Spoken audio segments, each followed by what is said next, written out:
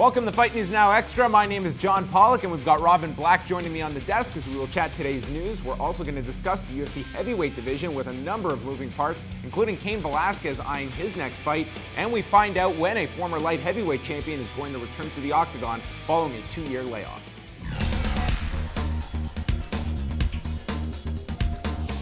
Former two-time UFC heavyweight champion Cain Velasquez is looking to start his road to a third championship this fall. It was reported by UFC Tonight's Ariel Helwani that Velasquez is hoping to fight on the UFC 192 card on October 3rd in Houston, Texas. Velasquez was submitted last month by Fabricio Verdum in Mexico City, but didn't come out of the show with any significant injuries, and he's hoping to be part of the same card as light heavyweight champion Daniel Cormier, who could be fighting Alexander Gustafsson in Houston as well. One fight is official for the UFC 192 card in Houston, and that is a light heavyweight fight between Rashad Evans and Ryan Bader. The two tough winners will square off in Houston, Texas, and it will be Evans' first fight since November of 2013, where he defeated Chael Sonnen at UFC 167. Since that time, Evans has dealt with numerous setbacks from an original knee injury and has remained on the sidelines. Bader has won his last 4 fights and had been campaigning hard for the next title fight, and instead draws the former light heavyweight champion. And finally, Ariel Helwani reports that Travis Browne is looking to bounce back from his recent loss to Andrei Arlovski and is hopeful of fighting the surging Big Ben Rothwell. Rothwell is coming off impressive wins over Stefan Struve and Matt Mitrione, while Browne has fallen in 2 of his last 3 outings, including the Arlovski loss, which was a Fight of the Year contender at UFC 187 this past May. Saturday night, we are live at 7 p.m. Eastern Time for a live UFC 189 pre-fight show, getting you set for all of the action from Las Vegas, Nevada, and then immediately after the main event involving Chad Mendes and Conor McGregor, we will have a live post-fight show, including the UFC 189 post-fight press conference from Las Vegas.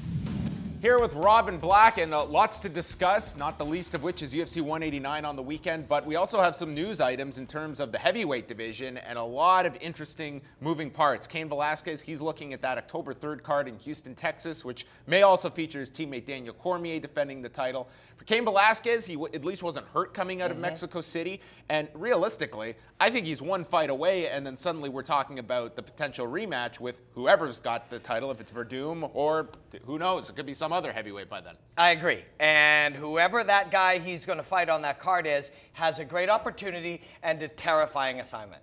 A mad Cain Velasquez. A Cain Velasquez who's got something to prove. Man, that's a scary deal. You know, that is... we have a weird perspective as fans and as the global consumption base of fighting. If Conor McGregor were to get smoked on Saturday, on Sunday, he's a bum, he sucks, he's a joke, etc. That is not true. I've analyzed the guy's skills. On Sunday, if he loses, he's a genius of a fighter who lost a fight. Cain Velasquez was the same thing. On the Friday, he was the baddest man on the planet. On the Sunday, oh, he's a bum, you know? And it's like, he's still Cain Velasquez, man. Whoever that is has got to fight him. That's a big one.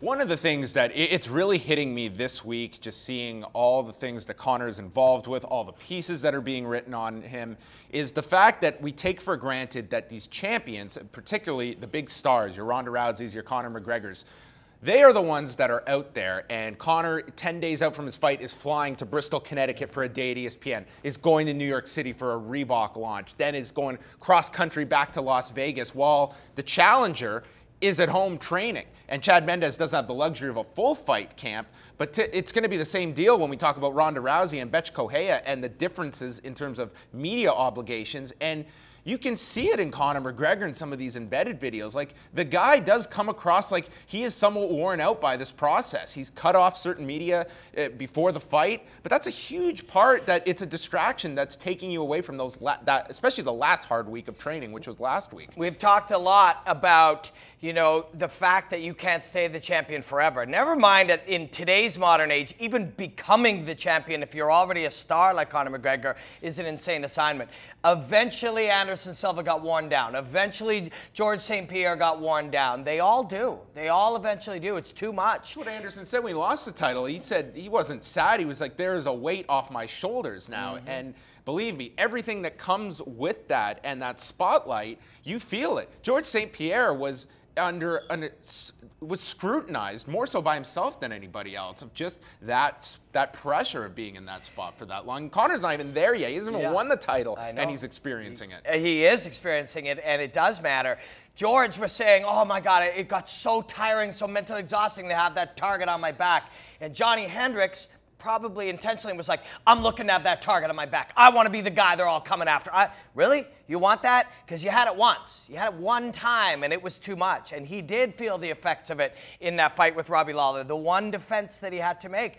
They all have to deal with it, and it's something that is impossible to imagine from our couches. It's impossible to imagine that the responsibility of walking towards a car accident in front of 1 million pay-per-view viewers and $7 million worth of consumers in an audience is going to happen on Saturday. And in the meantime, you're being mic'd up for breakfast television in some other city. That's crazy. But if they really are the greatest of the greats, today, you have to have it all. You have to have the ability to do all of that and still saunter your ass into that cage and knock out Chad Mendes. I don't know, man. It's a steep one. There's a lot to look forward to at this card on Saturday, and earlier this week, you and I got the chance to speak with Brad Pickett, who's coming back to the bantamweight division. He's going to be taking on Thomas Almeida, 18-0 fighter, 15 of those first-round stoppages. So, to me, this is a very tough challenge for Thomas Almeida. He looked great against Yves Jabouin in Montreal earlier this year,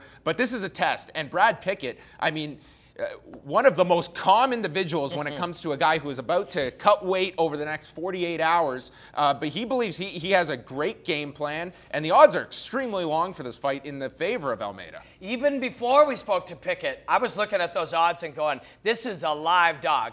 We have Bookie Beatdown on our YouTube channel. You should check out 2 of the guys here from Fight Network. Look at odds, look at gambling. And then, of course, Crazy Gabe Morency is on our pre-shows trying to give you his insight into gambling. That ain't my territory. But I'm telling you, Brad Pickett is a live dog. This is the type of fight that works for him. He's not going to have to look for Almeida. He's going to be standing right in front of him. And there's a strategy that the little guy has built around slipping punches and drilling the guy, and he's sitting there ready to be drilled. I can't guarantee you he's not going to get knocked out and the kid will move to 19-0, but it's certainly possible with those odds. Brad Pickett could send Gabe Morency to Hawaii. Yeah, he might. Fall vacation. If Gabe makes the bet. Woof, woof, woof. The live dogs are going to be barking on Saturday night. For Robin Black, I'm John Pollock. Catch more Fight News Now Extra. It is up now.